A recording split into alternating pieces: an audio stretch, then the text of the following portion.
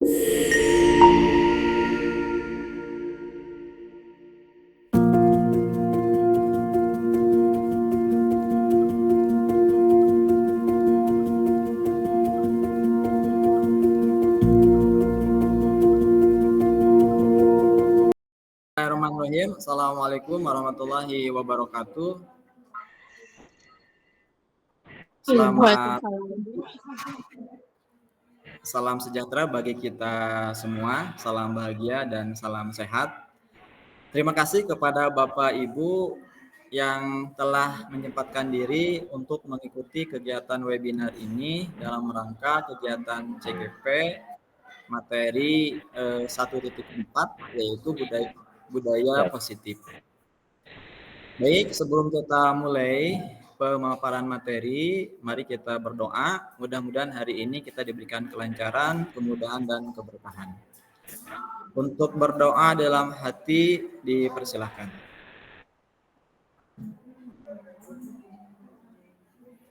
Selesai. Baik, Bapak Ibu, terima kasih sekali lagi atas waktunya. Kita akan hari ini bukan saya memberikan materi, tapi kita diskusi Bapak Ibu mengenai budaya positif.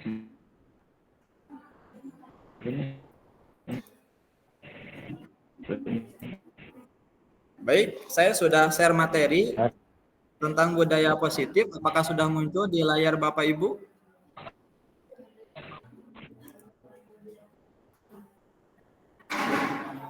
Keluarga. Muncul Pak Indra. Muncul ya. Oke.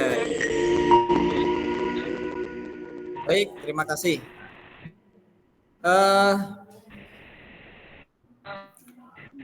Perkenalkan, nama saya Indra Muhammad Gojali, CGP Angkatan ke-11, Bapak Ibu. Saya berasal dari SMK 1 Pleret, Kabupaten Purwakarta.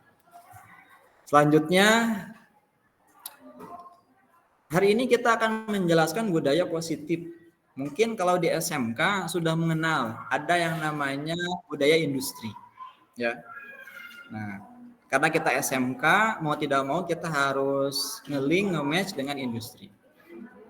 Sesuai dengan kurikulum Merdeka, pada modul 1.4 itu ada yang namanya budaya positif. Nah, apa itu budaya positif? Yaitu perwujudan dari nilai-nilai atau keyakinan universal yang diterapkan di sekolah. Tentunya sekolah merupakan lembaga tempat untuk mendidik anak yang sifatnya unik. Ini harus punya nilai-nilai atau keyakinan universal. Nah, lalu nilai-nilai kebajikan universal seperti apa yang pada hari ini itu digaungkan? Di antaranya adalah kebajikan universal itu yaitu keadilan, keselamatan, tanggung jawab, kejujuran, rasa syukur, lurus hati, berprinsip, integritas, kasih sayang, rajin, komitmen, percaya diri, kesabaran, dan lain-lain. Nah, inilah salah satu nilai-nilai kebajikan universal. Sehebat apapun siswa kita, sepintar apapun siswa kita, kalau tidak memiliki nilai-nilai kebajikan, itu sepertinya agak percuma. Kenapa? Karena justru sekolah didirikan itu untuk membentuk pribadi yang utuh, bukan hanya pintar, tetapi juga berakhlak mulia. Indikator akhlak mulia adalah mempunyai kebajikan universal. Selanjutnya, budaya positif. Budaya positif itu pembelajaran dengan paradigma baru. Di kurikulum 13 atau di KBK atau dulu lagi kurikulum 94 itu mungkin tidak ada istilah budaya positif. Nah, ini adalah pembelajaran dengan paradigma baru. Setiap guru harus memiliki budaya positif. Lalu disiplin positif. Lalu ada yang namanya keyakinan kelas. Yaitu suatu hal yang diyakini oleh siswa di setiap kelas. Lalu ada kebutuhan dasar manusia. motivasi perilaku, posisi kontrol restitusi, dan segitiga restitusi. Nah, ini merupakan budaya positif pada kurikulum Merdeka. Selanjutnya, pembelajaran dengan paradigma baru. Pembelajaran dengan paradigma baru merupakan pembelajaran yang dirancang berdasarkan prinsip pembelajaran berdiferensiasi, sehingga peserta didik dapat belajar sesuai dengan kebutuhannya berdasarkan tahap perkembangan teori di psikologi modern untuk mewujudkan profil pelajar Pancasila.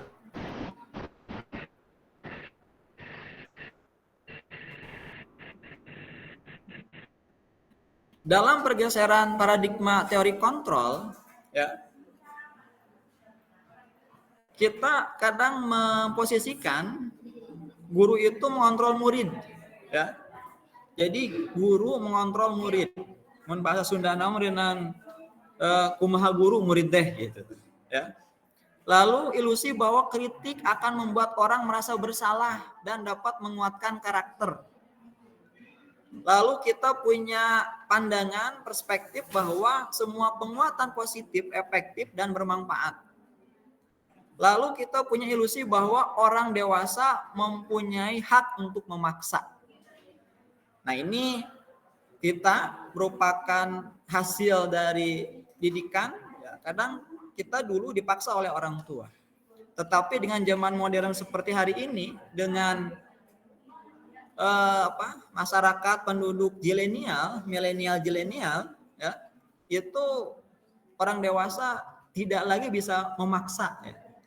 Kalau dulu ada istilah Siti Nurbaya, ya. Nah, sekarang mungkin tidak bisa gitu. Lanjut. Lalu bagaimana seseorang bisa merubah dari paradigma stimulus respon kepada pendekatan teori kontrol? Ya. Nah, di sini ada stimulus respon. Realitas kebutuhan kita sama. Pada teori kontrol itu realitas kebutuhan kita berbeda. Semua orang melihat hal yang sama. Dalam teori kontrol, setiap orang memiliki gambaran berbeda. Kita mencoba mengubah orang agar pandangan sama dengan kita. Dalam kontrol, kita berusaha memahami pandangan orang lain tentang dunia. Perilaku buruk dilihat sebagai suatu kesalahan. Dalam teori kontrol, semua perilaku memiliki tujuan. Dalam stimulus respon, orang lain bisa mengontrol saya. Teori kontrol, hanya Anda yang bisa mengontrol diri Anda. Saya bisa mengontrol orang lain. Teori kontrolnya, Anda tidak bisa mengontrol orang lain. Pemaksaan ada pada saat bujukan gagal. Teori kontrolnya, kolaborasi dan konsensus menciptakan pilihan-pilihan baru. Model berpikir menang atau kalah, ya. Dalam teori kontrol, model berpikir menang dan menang.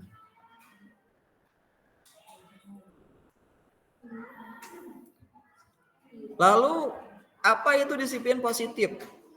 Yaitu suatu cara penerapan disiplin yang bertujuan untuk menumbuhkan kesadaran serta memberdayakan anak untuk melakukan sesuatu tanpa sogokan, ancaman maupun hukuman.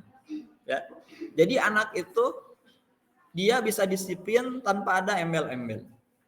Rata-rata kan anak itu mau melakukan disiplin karena ada hukuman atau ancaman atau reward, ya, atau sogokan.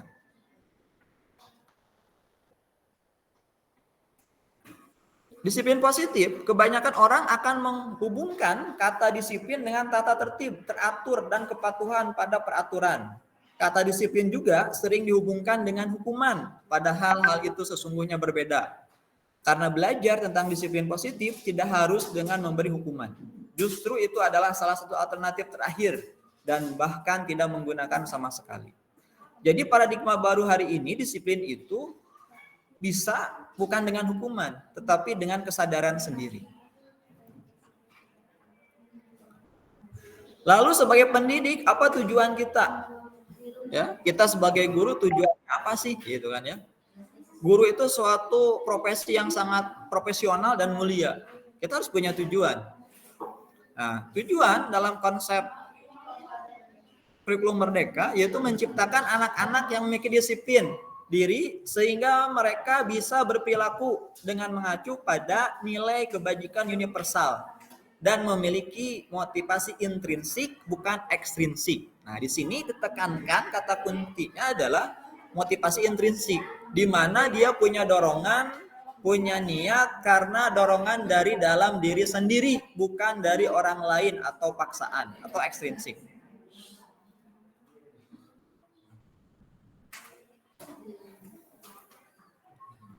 Halo Bapak Ibu, masih mendengar suara saya?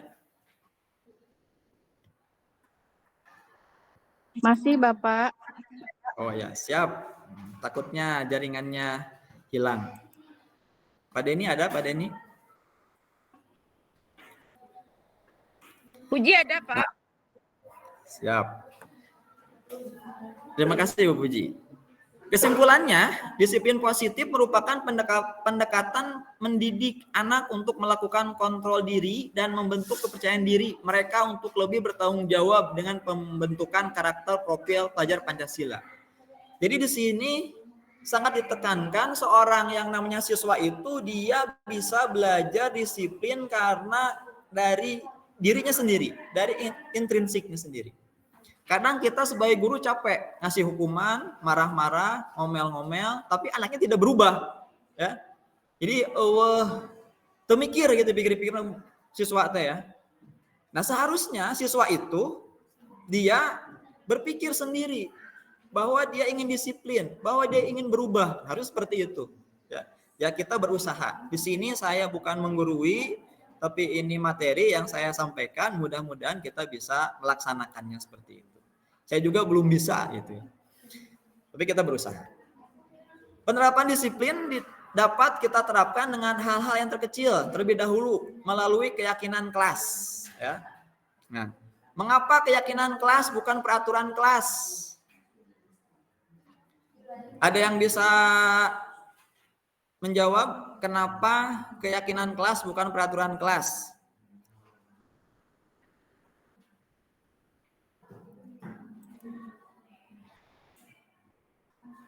Pak Denny mungkin bisa respon suara saya, pertanyaan saya, Pak Denny.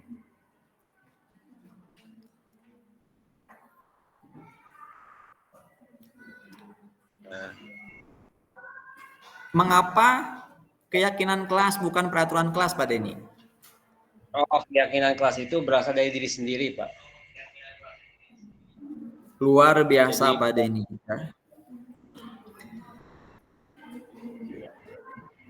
Betul, Pak Denny. Jadi keyakinan kelas itu berasal dari diri sendiri, gitu. Kalau peraturan kelas itu dibuat oleh stakeholder atau kepala sekolah, guru dan lainnya. Gitu. Kalau keyakinan kelas berasal dari diri sendiri. Betul, Pak Denny. Terima kasih, Pak Denny. Siap, selesai.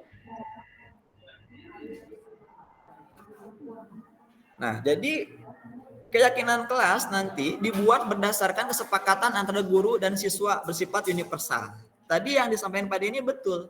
Jadi nanti siswa itu mempunyai keyakinan dari dirinya sendiri, ya, yang diarahkan oleh guru, yang sifatnya universal. Lalu peraturan biasanya dibuat oleh guru bersifat satu arah dan memaksa. Kadang siswa itu mau melakukan karena kepaksa.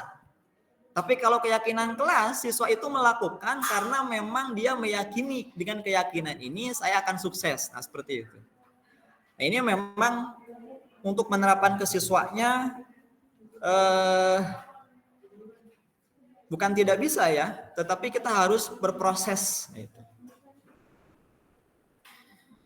Nah, selanjutnya ada kebutuhan dasar manusia adalah segala sesuatu yang kita lakukan untuk mendapatkan apa yang kita inginkan terpenuhi dengan baik. Itu kebutuhan dasar manusia. Ya, kebutuhan dasar manusia ada 5 ya dalam teori ekonomi. Yang pertama ya kebutuhan dasar bertahan hidup. Ya tentu yang primer ya, sandang, pangan, papan, keamanan, kesehatan. Itu kebutuhan dasar bertahan hidup. Jika tidak terpenuhi maka akan terganggu kehidupannya. Yang kedua, kasih sayang dan rasa diterima. Ya, kita perlu kasih sayang. Ya. Lalu penguasaan, ini harga diri, keinginan untuk dianggap pemimpin berprestasi. Lalu adalah kebebasan. Ya. Lalu yang terakhir ada kesenangan. Nah ini ya, ini kita butuh. Itulah 5 kebutuhan dasar manusia.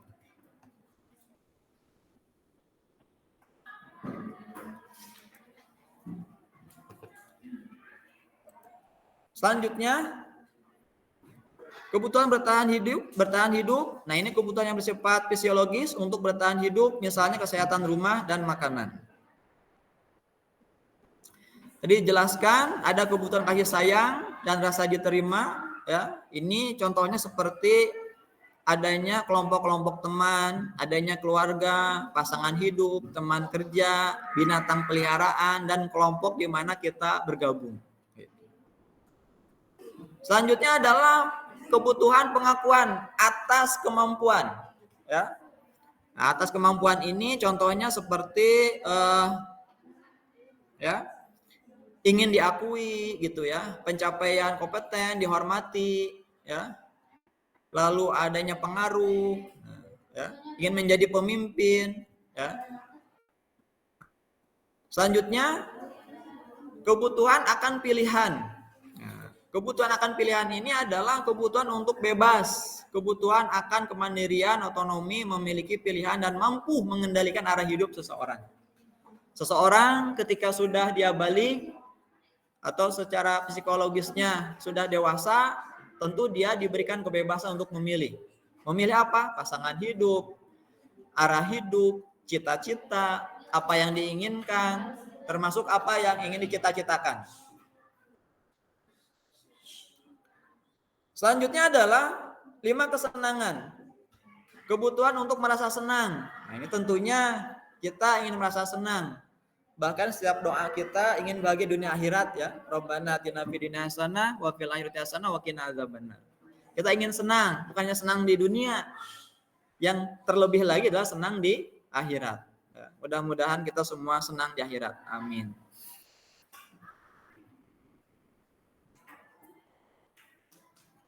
Menurut Gosen, ada 3 motivasi perilaku manusia. Yang paling dasar adalah untuk menghindari ketidaknyamanan atau hukuman. Ya. Jadi orang melakukan sesuatu atau tidak melakukan sesuatu adalah ketidaknyamanan atau hukuman. Yang kedua, ada untuk mendapatkan imbalan atau reward, penghargaan orang lain.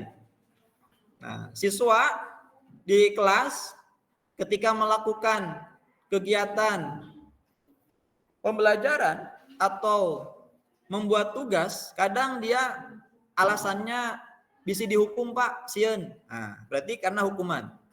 Atau saya dapat nilai Pak, berarti imbalan. Nah, yang paling bagus adalah siswa itu ketika berperilaku di kelas atau di sekolah, motivasinya adalah untuk menjadi orang yang mereka inginkan dan menghargai diri sendiri dengan nilai-nilai yang mereka percaya. Itu yang paling bagus. Jadi dia tidak mengharap imbalan, tidak takut akan ancaman, tetapi dia punya cita-cita. Dia punya mimpi. Itu yang paling bagus. Sehingga dia akan muncul, tumbuh rasa motivasi dalam dirinya untuk belajar giat, untuk menggapai cita-citanya.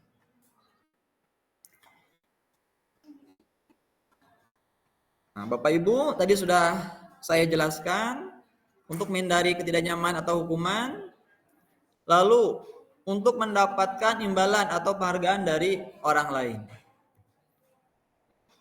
Selanjutnya adalah untuk menjadi orang yang mereka inginkan dan menghargai diri sendiri dengan nilai-nilai yang mereka percaya. Nah, Bapak Ibu, kita menginginkan seorang siswa, bahkan anak-anak kita itu sukses. Nah, identitas sukses itu lewat disiplin. Ya. Lalu ada identitas gagal. Ya. Di sini dapat lihat dalam matriks tabel, ya, ada identitas gagal, itu hukuman. Contoh, sesuatu yang menyakitkan harus terjadi, konsekuensi sesuatu harus terjadi, restitusi merupakan pilihan. Ya. Lalu identitas gagalnya tidak nyaman untuk murid untuk jangka waktu panjang. Tapi kalau konsekuensi tidak nyaman untuk jangka pendek. Kalau restitusi menguatkan untuk murid atau anak dalam jangka waktu panjang. Hukuman, korban mendapatkan keadilan. Ya, konsekuensinya korban bisa diabaikan. Restitusi, korban mendapatkan ganti. Hukuman, murid anak akan tersakiti. Kalau konsekuensi, murid anak dibuat tidak nyaman. Kalau restitusi, murid anak mendapatkan penguatan. Hukuman, perilaku pasif agresif meningkat. Konsekuensinya, penguatan hanya bertahan dalam jangka waktu pendek. Restitusi, masalah terpecahkan. Hukuman, sistem tidak akan berjalan bila murid tidak takut. Konsekuensi, memerlukan monitoring dan supervisi terus-menerus dari guru. Restitusi, murid belajar bertanggung jawab untuk perilakunya. Nah ini ya Bapak Ibu, ketika kita menghadapi suatu murid yang memang perilakunya agak unik ya, karena kan siswa itu unik ya Bu Yuli ya, artinya unik itu berbeda, tidak bisa disamakan. Saya punya anak kembar, Awalia dan Sani ya, ayah sama, ibu sama, lahir pada tanggal yang sama, tetapi ternyata berbeda karakternya.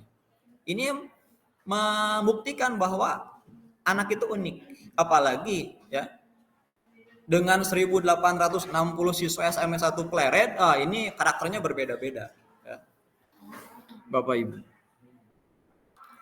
Selanjutnya ya, hukuman berlaku hanya pada sebuah institusi, tidak berlanjut pada kehidupan nyata. Kalau dalam konsekuensi membantu penerapan mengikuti peraturan dalam masyarakat. Restitusi fokus pada pemecahan masalah dalam jangka waktu panjang. Hukuman peraturannya adalah kamu harus, nah itu hukuman. Kalau konsekuensi apa peraturannya? Mampukah kamu melakukannya? Restitusi, apa yang kamu yakini? Apa yang bisa kamu lakukan untuk memperbaiki masalah ini? Nah, jadi restitusi itu lebih cenderung kepada internal siswa. Dia menyadari bahwa itu kesalahan dan ingin memperbaikinya. Itu restitusi. Murid, anak membenci peraturan, itu hukuman. Rata-rata pasti siswa tidak mau dihukum, walaupun dia berbuat salah. Ya. Konsekuensi, murid, anak menghormati peraturan. Restitusi, murid, anak menghormati dirinya dan orang lain. Ya.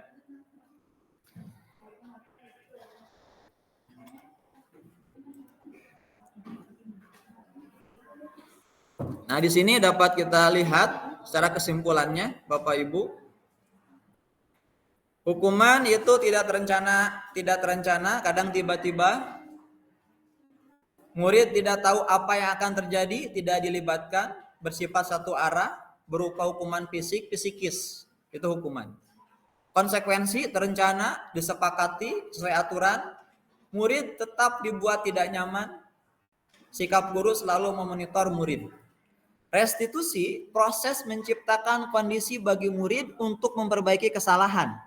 Nah ini ya, jadi kita mudah-mudahan ya, kita bisa ke arah restitusi. Proses kolaboratif yang mengajarkan murid untuk mencari solusi sendiri. Nah jadi ketika murid melakukan kesalahan itu kita arahkan apa yang dilakukannya. Lalu ketika melakukan kesalahan itu bagaimana cara memperbaikinya. Ya.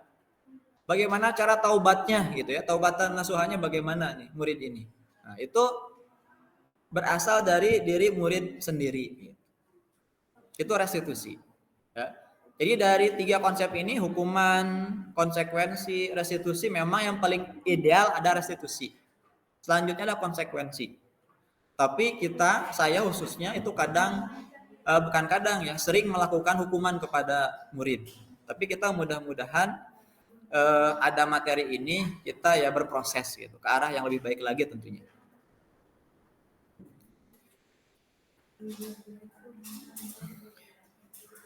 Baik Bapak Ibu, sebelum melanjutkan materi selanjutnya, nah ini ada video. Saya kemarin melakukan kesepakatan kelas, keyakinan kelas dengan siswa kelas 11 AKL 2 ya.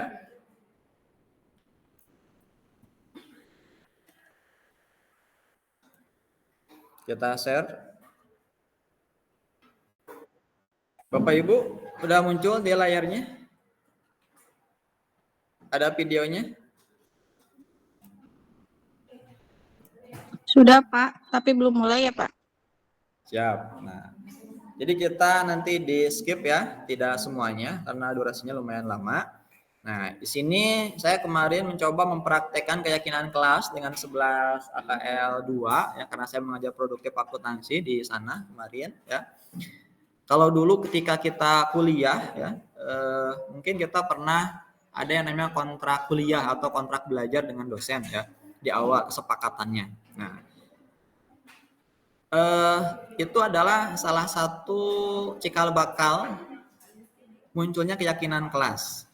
Kalau dalam keyakinan kelas itu lebih khusus lagi kepada nilai-nilai universal yang disampaikan. Bukan hanya dari guru tetapi juga dari siswa. Nah, di sini kemarin ya,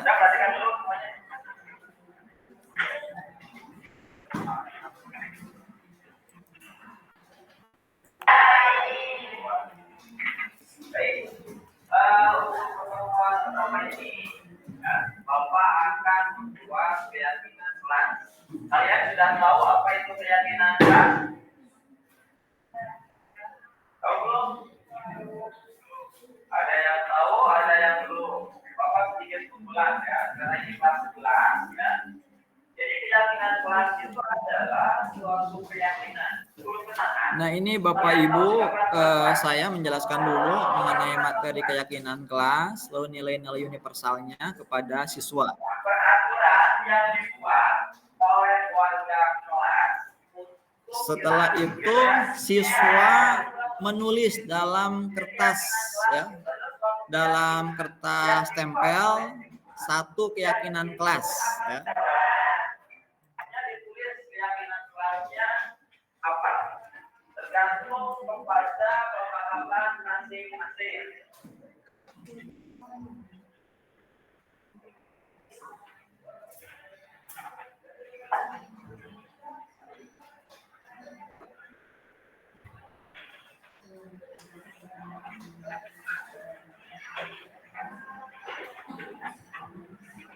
Nah, ini Bapak Ibu ditulis masing-masing, lalu ditempelkan ke depan setiap orang di papan tulis ya. Setelah itu saya bacakan. Nah, di sini Sopan santun beretika, datang ke sekolah tidak telat. Nah, Bapak Ibu, ternyata siswa juga menyadari bahwa keyakinan kelasnya ada yang namanya datang tepat waktu. Bahkan ada yang tanggung jawab. Baik, saling menghormati, jangan saling menyakiti, bekerja sama, jujur, attitude sikap, etika, disiplin, rajin, datang ke sekolah dengan tepat waktu, disiplin, bertanggung jawab, yakin ada kedisiplinannya, kebersihan dan bertanggung jawab, disiplin, bertanggung jawab. Nah, kita kumpulkan, ya. Akhirnya kami mengumpulkan materi yang sama ya, keyakinan kelas yang sama dirangkum ada 7 keyakinan kelas. Nah, setelah itu setiap siswa nantinya menandatangani keyakinan kelas ya, sebagai bukti bahwa mereka pun ikut berpartisipasi dalam keyakinan kelas. Ya. Lalu nanti setelah itu keyakinan kelas ditempel di kelas sebagai bukti bahwa mereka mempunyai keyakinan kelas. Dan itulah yang mereka taati, yang mereka sepakati.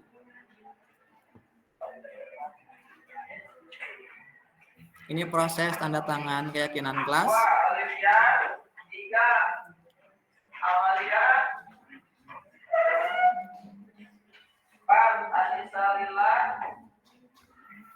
Nah, itu Bapak Ibu contoh dari keyakinan kelas yang saya buat di kelas 11 AKL 2. Baik, selanjutnya kita materi lanjutkan.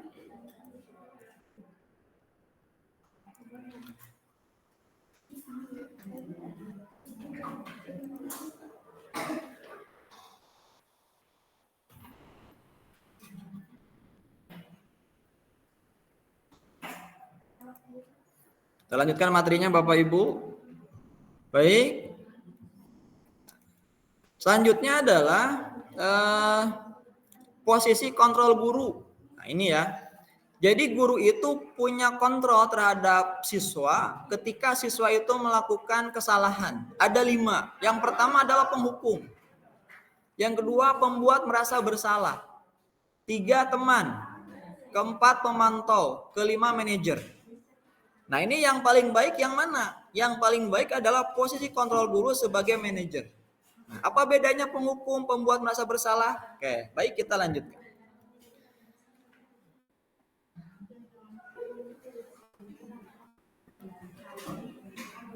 Nah, Bapak Ibu, ketika kita menjadi penghukum, ketika saya menjadi penghukum, itu biasanya saya menghardik, menunjuk-nunjuk, berkaca pinggang, membentak dengan bahasa kasar. Maneh melakukan kesalahan, itu adalah kita sebagai penghukum. Hukuman fisik verbal yang menyakitkan bagi siswa. Dampaknya apa? Anak menjadi pendendam, tidak menyukai guru atau mupal tertentu, mata pelajaran tertentu. Lalu kalau kita menjadi posisi pembuat merasa bersalah, suara lembut namun menyalahkan siswa, guru menyatakan kesalahan pada siswa dan guru ya, menderita. Dampaknya membuat siswa merasa bersalah, rendah diri, dan menarik diri. Lalu kalau kita sebagai posisi kontrol teman, guru bersikap ramah, cenderung bersenda gurau untuk menghangatkan suasana, dampaknya murid bergantung pada satu orang, membuat siswa tidak mandiri. Kalau pemantau, nada bicara dan ekspresi datar, identitas berhasil, pemantau tetap memantau saat siswa diberi sanksi, dampaknya menghitung hadiah, hukuman yang diberi tanpa melihat nilai kebajikan, tidak sepenuhnya mandiri. Nah, ini yang paling bagus ya, guru menjadi seorang manajer, suara netral, tercipta identitas, mengajukan pertanyaan bermakna, membantu siswa memecahkan masalah. Nah, di sini guru ketika siswa melakukan kesalahan, dia tidak marah. Ya, akan berdampak kepada siswa, murid menjadi mandiri dan percaya diri memecahkan masalah sendiri. Ya. Nah, Bapak Ibu, ini ada pertanyaan. Selama ini ketika anak bersalah, Bapak Ibu cenderung melakukan posisi kontrol yang mungkin bisa dijawab oleh Bu Iik. Nah, Bu Iik bisa respon suara saya, Bu Iik?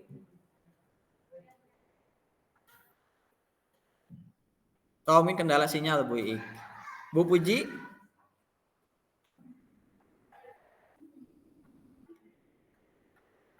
Halo Bu Puji, bisa mendengar suara saya?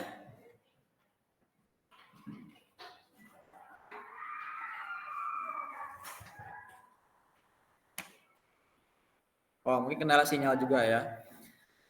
Jadi kalau kita lihat selama ini ketika anak bersalah, Bapak Ibu cenderung melakukan posisi kontrol yang mana? Nah, mungkin saya ya, kalau saya pribadi itu banyak cenderung menjadi sebagai penghukum atau merasa bersalah.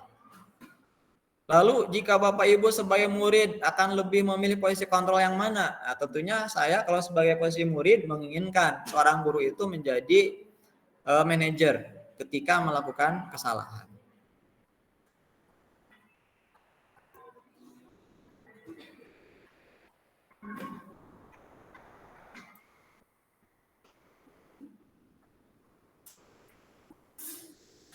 Nah, ini segitiga restitusi ya, suatu proses dialog yang dijalankan guru atau orang tua agar dapat menghasilkan murid yang mandiri dan bertanggung jawab ya.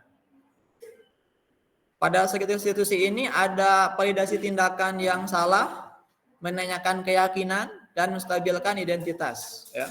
Maaf, validasi tindakan yang salah, menstabilkan identitas, dan menanyakan keyakinan.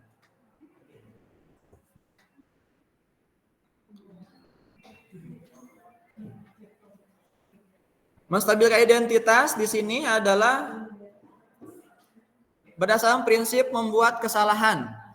Bagian dari proses pembelajaran, menggeser identitas gagal ke identitas sukses. Ya.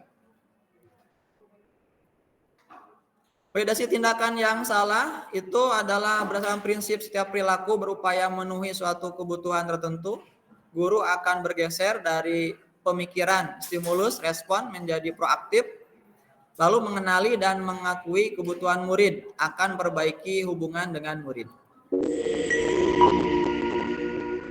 Menanyakan keyakinan, murid akan diberi pertanyaan-pertanyaan bermakna untuk memunculkan motivasi secara intrinsik, mampu mengaitkan keyakinannya dengan tindakan yang salah. Nah ini segitiga restitusi. Nah Bapak Ibu ada video ya.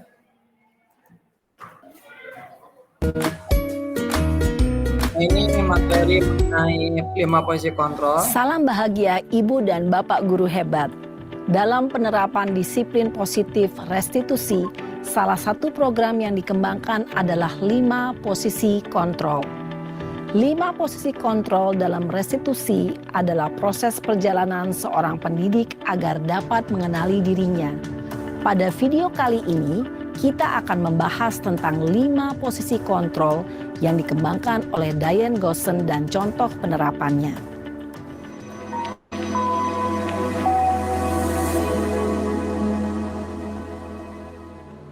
Lima posisi kontrol itu adalah 1. Posisi penghukum. 2. Posisi pembuat merasa bersalah. 3. Posisi teman. 4. Posisi pemantau atau monitor. Dan 5. Posisi manajer. Untuk lebih memahami kelima posisi tersebut, mari kita saksikan kasus Naren yang terlambat hadir 20 menit di sekolah dan melihat bagaimana kelima posisi kontrol dalam menghadapi masalah tersebut.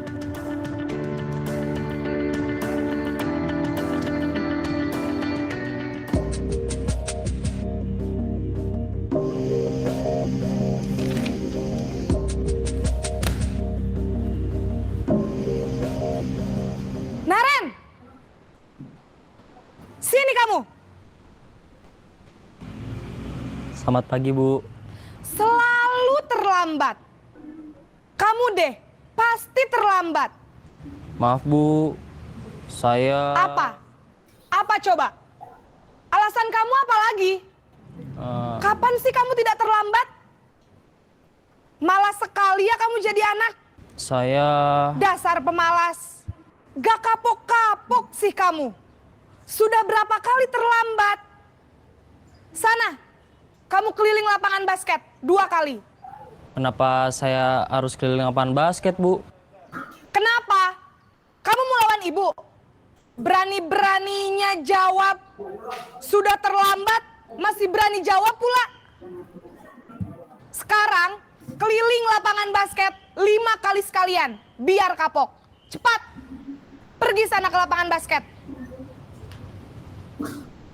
Posisi penghukum biasanya berbicara dengan nada tinggi, menghardik, menunjuk-nunjuk, menyakiti, dan menyindir. Hukuman bisa berupa fisik maupun psikis. Ibu dan Bapak guru hebat, dampak yang terjadi pada murid ketika guru berada pada posisi penghukum adalah murid cenderung akan memberontak, bahkan menyimpan dendam.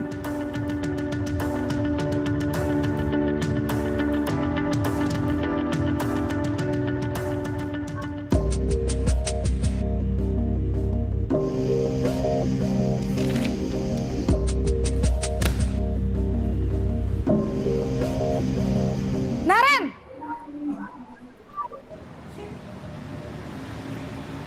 Selamat pagi, Bu. Naren.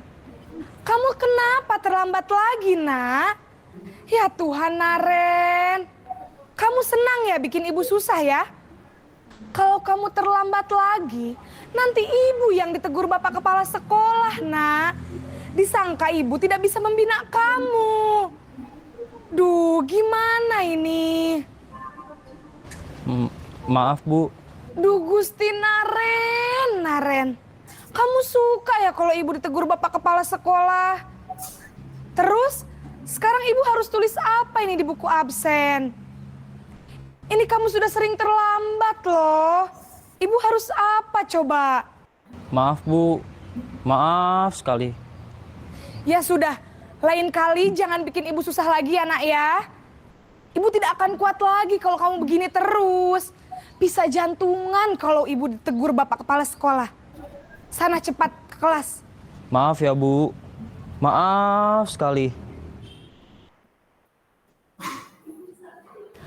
Posisi pembuat rasa bersalah berbicara dengan nada tenang, cenderung lembut. Namun kata-kata yang diutarakan membuat murid merasa menjadi orang yang gagal. Memandang buruk dirinya sendiri, merasa tidak berharga, dan tidak sanggup membahagiakan orang lain.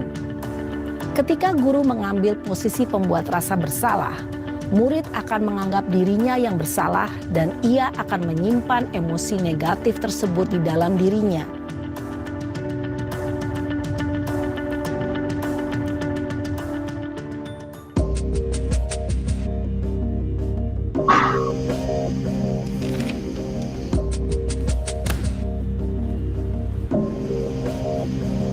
Naren!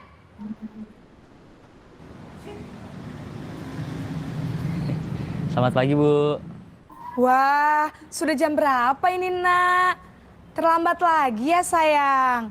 Iya, Bu. Habis ibu saya lupa bangunkan saya, Bu.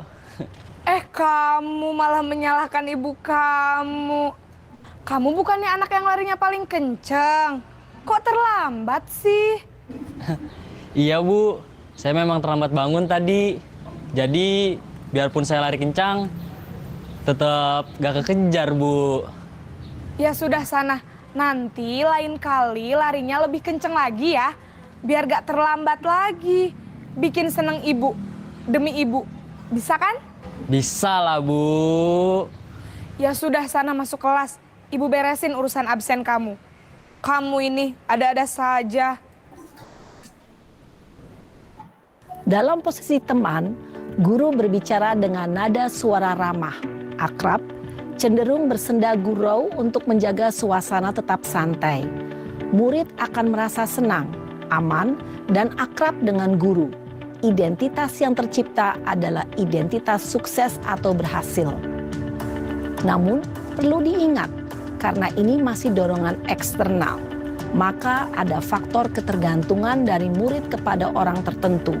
Di sini guru absennya, sehingga di lain waktu murid bisa berperilaku baik, namun hanya kepada orang-orang tertentu saja.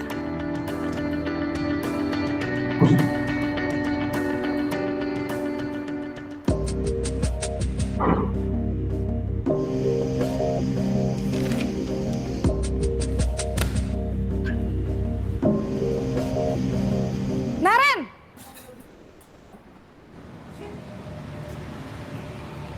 Selamat pagi, Bu. Naren, apa peraturan sekolah kita tentang jam berapa kita harus masuk sekolah, nak? Kita harus di sekolah jam 7, Bu. Iya betul, sekarang sudah jam 7.20. Naren sudah tahu konsekuensinya jika terlambat hadir. Paham, Bu. Saya harus tinggal kelas pas jam istirahat selama 20 menit. Iya benar, konsekuensinya demikian. Jadi nanti jam 9.30 pas istirahat, kamu harus tinggal di kelas, kerjakan tugas tambahan untuk ketertinggalan kamu, ya? Baik, Bu. Posisi pemantau mengandalkan penghitungan atau data untuk mengontrol murid. Guru mengarahkan murid berdasarkan peraturan dan konsekuensi. Seorang pemantau menunjukkan bahasa tubuh dan ekspresi wajah yang datar dan cenderung formal.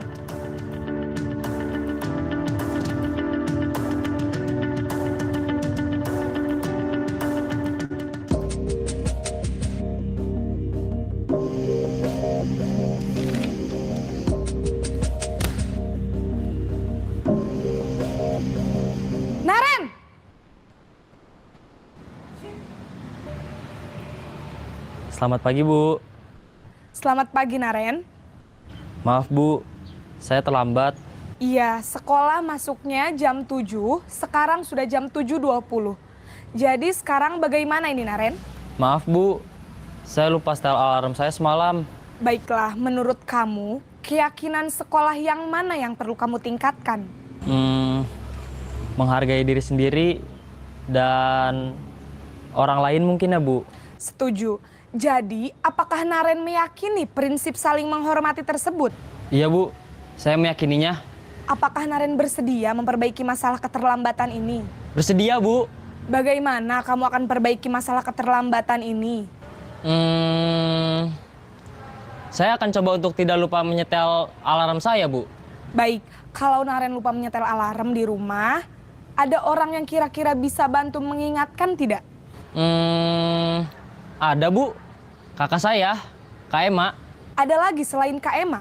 Selain Kak Ema, ada ibu saya. Baik, jadi yang mengingatkan Naren adalah Kak Ema dan ibu kamu ya? Kira-kira akan mulai setel alarm kapan nih, Naren? Setelah pulang sekolah, akan segera saya lakukan. Baik, jadi Naren akan setel alarm untuk bangun besok pagi dan akan diingatkan oleh kakak dan ibunda Naren ya. Ada lagi yang mungkin perlu dilakukan, Naren?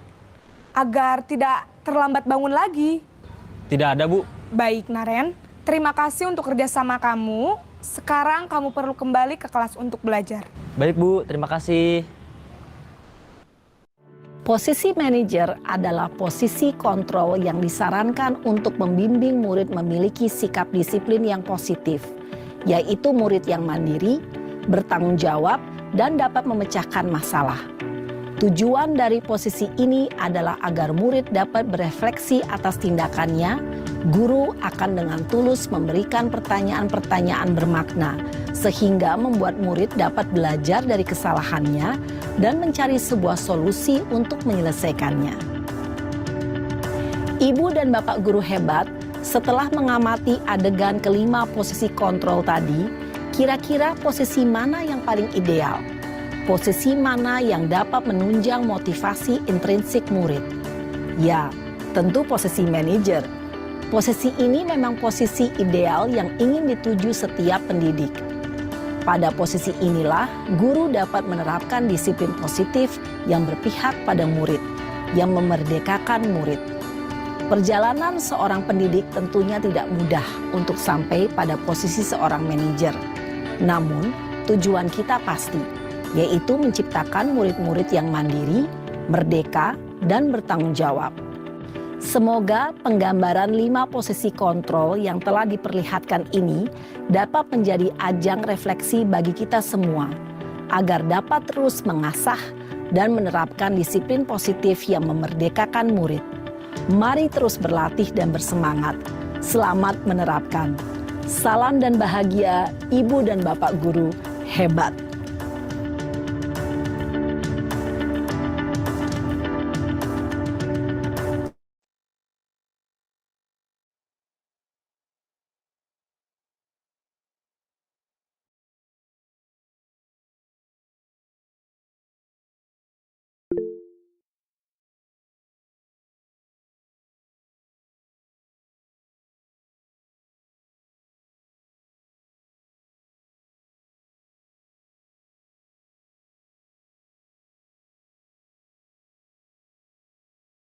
Oh ya, maaf suaranya ya tidak terdengar. Maaf, masih di unmute.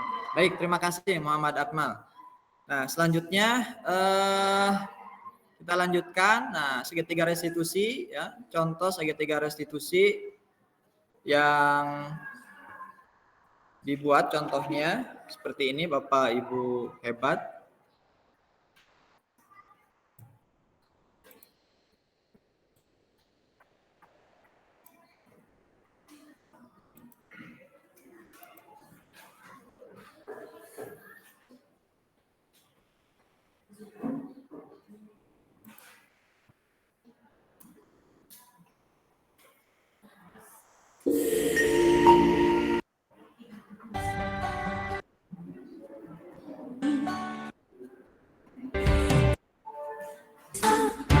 satu-satu Bapak Ibu.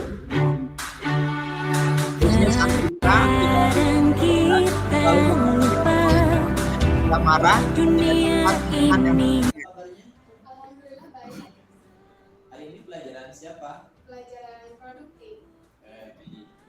Bapak memanggil Santika ke sini. Bapak mendengar ada laporan dari ini tahap validasi Bapak Ibu. Santika tahu nggak laporannya apa? Iya tahu Pak, habis kesel sih. Kesel kenapa? Dia selalu mencontek pekerjaan saya. Tidak hanya PR, tapi tugas pun selalu dicontek. Lalu Santika melakukan apa ke Dika? Saya marah-marah Pak, saya maki-maki Dika, dan tanpa sadar saya mendobrak mejanya Dika. Nah, Santika, perbuatan itu tepat atau salah? Ini kita menstabilkan, lah. Setelah menstabilkan itu kita keyakinan kelas ya. Salah. Salah.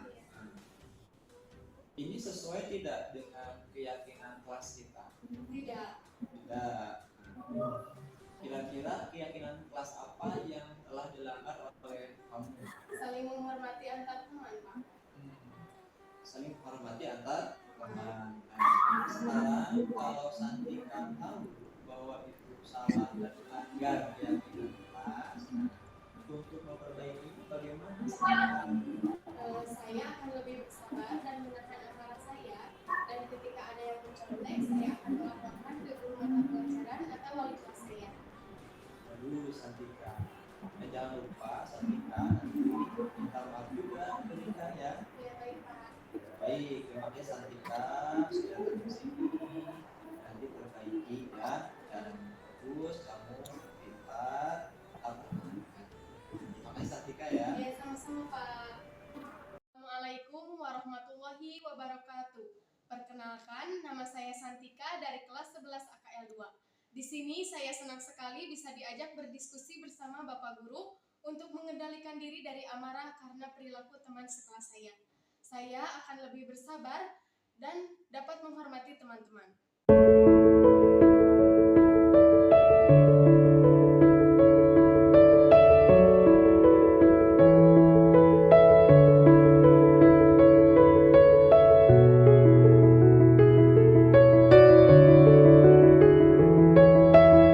Bagaimana kabarnya hari ini? Baik. Alhamdulillah ya. Ki, Bapak mendengar bahwa Diki itu tidak kerja kelompok kemarin. Betul tidak? Diki? Betul, Pak. Betul. Oke. Nah, kemarin kan Bapak sudah mengumumkan bahwa itu adalah kerja kelompok, bekerja sama dan sama-sama bekerja ya. Nah, lalu kenapa melakukan seperti itu, Ki? Jadi saya sering tidak fokus saat mengerjakan tugas, jadi kurang memaksimalkan saat melakukan kerja kelompok. Oke. Kurang fokus ya. Nah, semuanya pun sama Ki seperti itu. Tapi kita harus berusaha, harus tetap belajar. Nah, lalu ketika berbohong, tidak mengerjakan tugas, itu kan melanggar keyakinan kelas ya. Keyakinan kelas apa yang telah dilanggar oleh Diki? Tidak mengerjakan tugas dengan jujur. Tidak mengerjakan tugas dengan jujur. Diki mengakuinya. Nah, mengakui. Belajar, tetap semangat. Jangan lupa minta doa kepada orang tua. Itu Ki ya. Nah, sekarang silakan kembali ke kelas. Warahmatullahi wabarakatuh. Izin memperkenalkan diri, nama saya Diki Ahmad Mubarok dari kelas 11 akuntansi 2. Ketika saya melaksanakan praktek segitiga restitusi, saya sangat senang karena saya tidak dimarahi oleh Pak Indra, malahan dia mengasih nasihat agar saya tidak berbohong dan terus semangat belajar. Mungkin itu saja yang bisa saya sampaikan. Wassalamualaikum warahmatullahi wabarakatuh. Ya Bapak Ibu, itu contohnya ya dari segitiga restitusi. Bapak Ibu, nah ini materi yang dapat saya sampaikan mengenai mengenai keyakinan kelas. Selanjutnya, mungkin Bapak Ibu ada pertanyaan, tambahan, atau refleksi, dipersilahkan. Mangga Bapak Ibu. Ada?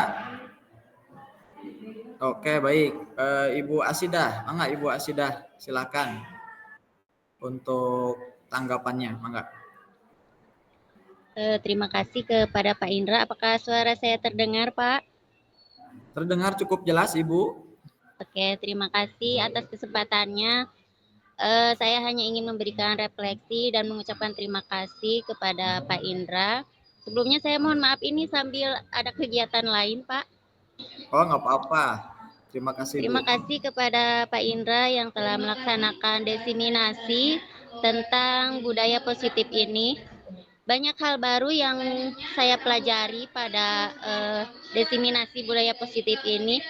Semoga kedepannya saya bisa menerapkan konsep-konsep budaya positif, terutama di bagian posisi kontrol seorang guru ya, di mana kita sebagai seorang guru itu seharusnya berada di posisi kontrol sebagai seorang manajer.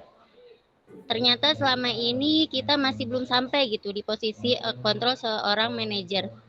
Semoga untuk kedepannya saya pribadi bisa memperbaiki posisi kontrol tersebut dan juga mungkin dari diseminasi ini bisa berdampak bagi guru lain yang hadir di sini dan juga nanti bisa menyebarluaskannya dan menerapkannya di sekolah kita.